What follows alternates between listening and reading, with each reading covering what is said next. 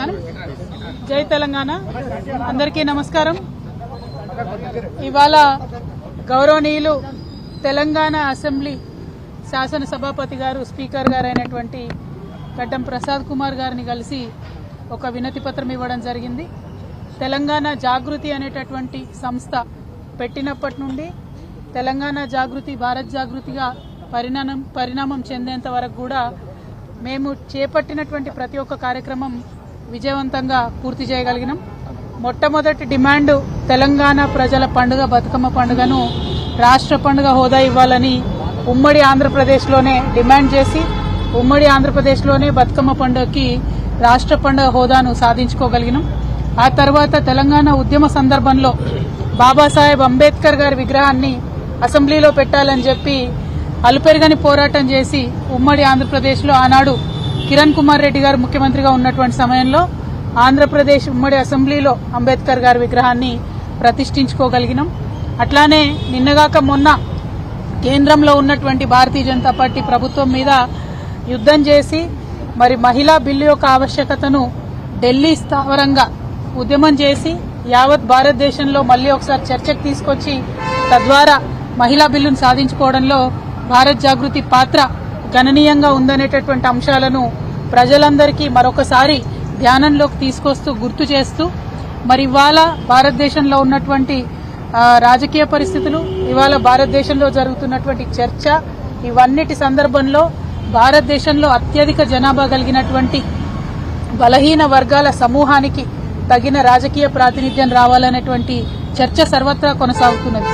ఇక్కడ ఇప్పుడు తెలంగాణ ఎన్నికల సందర్భంలో కూడా ఇప్పుడు అధికారంలోకి వచ్చినటువంటి కాంగ్రెస్ పార్టీ కూడా 42% మేము లోకల్ బాడీస్ లో కూడా బీసీలకు ప్రాధాన్యం ఇస్తామని చెప్పడం జరిగింది. Congress party, Bharatiya Janata party national లెవెల్లో కూడా బీసీల జనగణన చేస్తామని చెప్పడం జరిగింది. ఇవన్నిటి అంశాలను దృష్టిలో పెట్టుకుని బలహీన వర్గాలకు సమాన రాజకీయ ప్రాతినిధ్యం ఉండాలంటే, వారు ముందుకు రావాలంటే, బలహీన వర్గాలకు మరి ఒక సంఘ సంస్కర్తగా ఉండి భారతదేశ వ్యాప్తంగా అనేక ఉద్యమాలు చేసి భారతదేశంలో ఒక అవేర్నెస్ తీసుకొచ్చినటువంటి గొప్ప సంఘ సంస్కర్త జ్యోతిరావు పూలే గారి విగ్రహం అసెంబ్లీ ఆవరణలో ఉండాలనేటటువంటి అంశంతోని ఇవాళ భారత్ జాగృతి తరఫున మన స్పీకర్ గారు సభాపతి గారిని కలిసి వినతి పత్రం ఇవ్వడం జరిగింది. ఎట్లా అయితే ఆనాడు జాగృతి పోరాటాల ఆధారంగా అసెంబ్లీ ఆవరణలో అంబేద్కర్ విగ్రహాన్ని ప్రతిష్ఠింపజేసుకున్నామో, ఇప్పుడు ఖచ్చితంగా జ్యోతిరావు పూలే గారి విగ్రహాన్ని మరి అసెంబ్లీ ఆవరణలో పెట్టవలసిందిగా భారత్ జాగృతి తరఫున డిమాండ్ చేస్తూ ఒక వినతి పత్రాన్ని స్పీకర్ గారికి ఇచ్చినాం. తప్పకుండా ఏప్రిల్ 11వ తారీఖు నాడు పూలే గారి జయంతి ఉంది. ఆ లోపల స్పీకర్ గారు, ప్రభుత్వము స్పందించి ఒక పాజిటివ్ నిర్ణయాన్ని తీసుకుంటారని చెప్పి మేము మనస్ఫూర్తిగా భావిస్తా ఉన్నాం.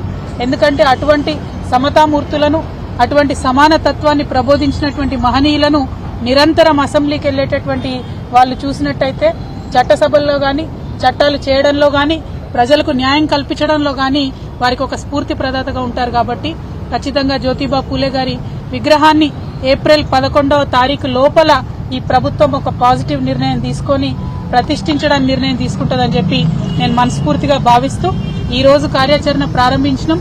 ఇవాళటి నుండి ఏప్రిల్ 11th వరకు కూడా కంటిన్యూస్ గా రాష్ట్ర వ్యాప్తంగా భారత్ జాగృతి ఆధ్వర్యంలో ఇతర బీసీ సంఘాల అందరి యొక్క మద్దతుతోని కూడా రాష్ట్ర వ్యాప్తంగా ఈ చర్చను లేవదీస్తాం. ప్రభుత్వాన్ని రిక్వెస్ట్ చేస్తాం. ప్రతి ఊరు నుండి, ప్రతి చోటి నుండి కూడా ఈ డిమాండ్ ప్రభుత్వాన్ని, స్పీకర్ గారిని తగిలే విధంగా మేము చేయడం జరుగుతుందని చెప్పి ఈ సందర్భంగా తెలియజేస్తూ త్వరలోనే మిగతా కార్యాచరణ అంతా కూడా ప్రకటిస్తాం. ఈ రోజు వినతి పత్రం ఇచ్చి వారిని కలవడం జరిగింది.